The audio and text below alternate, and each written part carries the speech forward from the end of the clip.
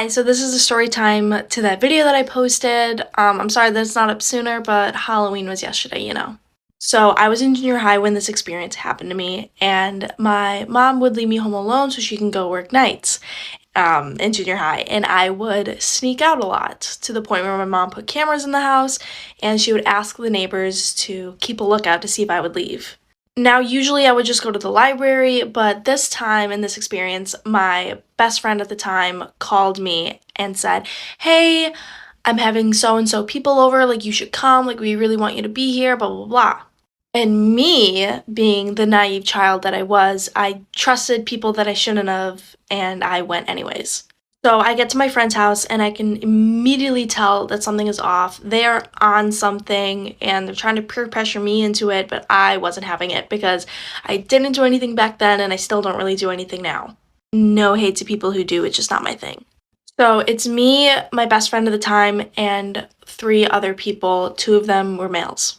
They decided that they wanted to hang out in the woods that were right next to her house. The woods were pretty deep, and we all rode our bikes because obviously we were in junior high and we couldn't drive. So we get to the woods, and immediately I felt that something was off. The guys were acting weird, they were acting suspicious, and my best friend at the time didn't obviously really notice anything, but I'm pretty good at studying body language, so I felt that something was off.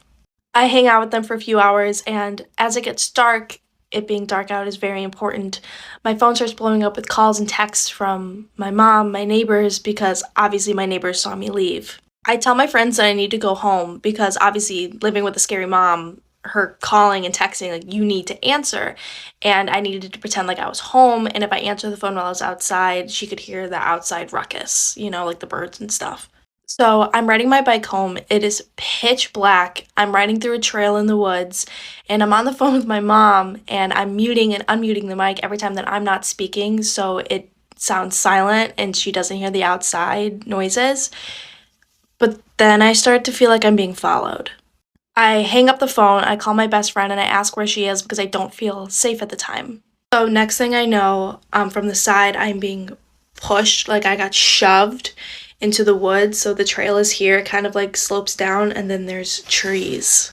I got pushed down into the woods and I got impaled in my stomach by the force, and I was bleeding. I call my best friend, freaking out, asking where she is because it's dark out, I don't feel safe, and I was really scared. And me, in a state of panic, I actually called my mom instead, which was scary. My injuries weren't too severe, and I ended up getting home safe, thankfully. So I ended up finding out that unfortunately the boys that we were with thought it'd be funny to follow me and then push me. I remember at the time they were saying they didn't expect to push me that hard and they didn't think that I would actually get hurt.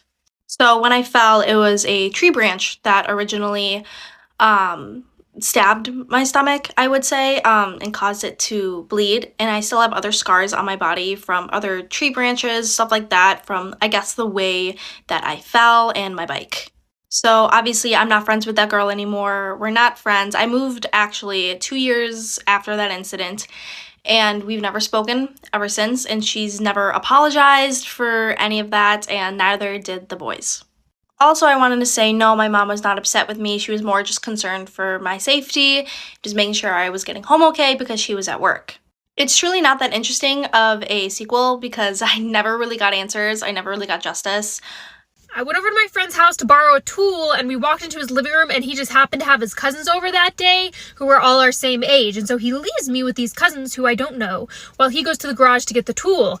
And I was like, "Hi." And the cousins said, "You're the funny girl, right?" And I was like, "What?" And they said, "He told us that you're the funny girl. Say something funny." And I said, "Oh, no, thank you." And they said, "Yeah, just tell us a joke. Make us laugh. Say something funny." And I said, "No." And they kept pushing. They were like, "Just say something. Just say something funny. Tell us a joke." And I said, "No, I really can't." And they were like, "What do you mean you can't? You don't know any jokes?" And I said, "Well, sometimes in order to be funny, I need to be engaging with really sharp people. But if I'm hanging out with people who are kind of dull and boring, it's hard for me to be funny, you know?" And they were like, "Oh, yeah. Wait, that's mean. You're really mean."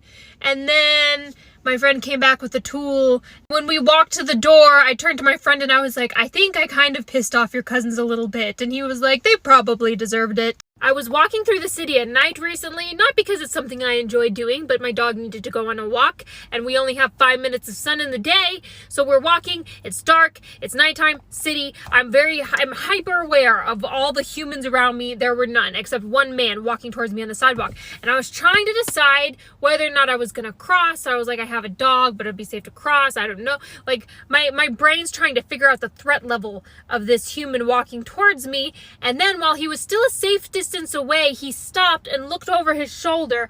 I don't know what he was looking at. Part of me wonders if he did it for my benefit. Why? Because when he turned to look over his shoulder, his back was facing me, and on his back was a transparent backpack with a cat in it. A live cat. He had a cat pack on his night walk through the city, and the threat detector in my brain was just like, threat has been neutralized. It was the most non-threatening thing he could have done. He basically turned around and he was like, do not be alarmed, ma'am, I am just walking my floof. Alright, I'm gonna tell you the story about this girl. We stopped being cool because she took 2 outfits of mine and she claimed that her social worker took them and she never was able to get them back. So she really needed a place to stay like a week ago. And I was like, you know what? Okay, you said your social worker got it. That don't got nothing to do with me. I'm gonna let you stay at my crib. Like, you know, I feel bad. I genuinely want to help you. She came, she didn't have nothing in her hair. Her hair looked a mess. So I was like, you know what? I'm gonna put a frontal in your head. I'm gonna install a frontal. A whole install that I would charge somebody else for. I'm gonna put it in your head. So then that day she's like, I'm gonna go talk to my cousin and I'm gonna see if I can stay with her because I don't want to burden y'all.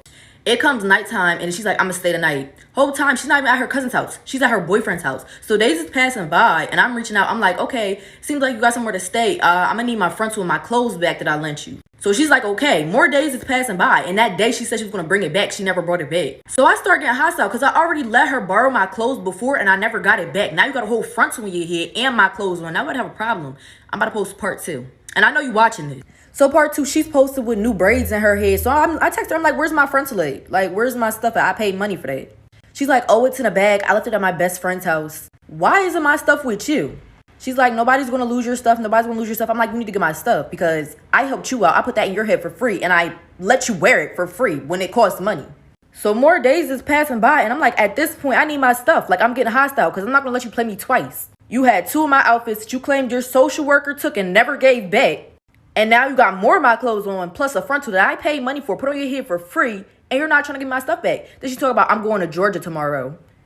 What? So that whole day, I'm like, you need to bring me my stuff before you come. It comes nighttime. She's like, I'm not going to Georgia anymore. Then she's like, I'm going to bring it tomorrow. The next day, she didn't bring it either. And then she started ignoring me. So I go on Naika's live on Instagram, and she's on Naika's live. And I'm like, why are you on people's live, but you act like you can't text me back with my hair in your head and my clothes on your bed? So after I confront her about being on the live but not texting me back, she's like, I'm not going to text you back if you're being hostile and rude. Girl, I gave you a place to stay. I put hair in your head because it looked a mess. And I put clothes on your back because you didn't have no clothes. If we being honest, I ain't see a toothbrush either. But that's honestly besides the point. If I'm inquiring about something I paid for that I let you use, and you keep saying you're going to bring it and you're not, and I get hostile, you can't sit here and talk about something I don't have to text you back. Like, what you mean you don't gotta text me back? I didn't need to text you back when you needed a place to stay, but I did. And if I'm being honest, it's really my fault for being so nice in the first place because you stole 2 outfits from me before and tried to cover it up. And then the girl at school, Tati, said that you stole her rings, but it just wasn't making sense at the time because you was my friend and I was trying to believe that you was the good guy. Anyways, y'all, this is the part where it gets weird. So my mom calls her. She's like, my daughter needs her stuff. Anyways, sis, bring me my frontal because I know you be lurking on my TikTok.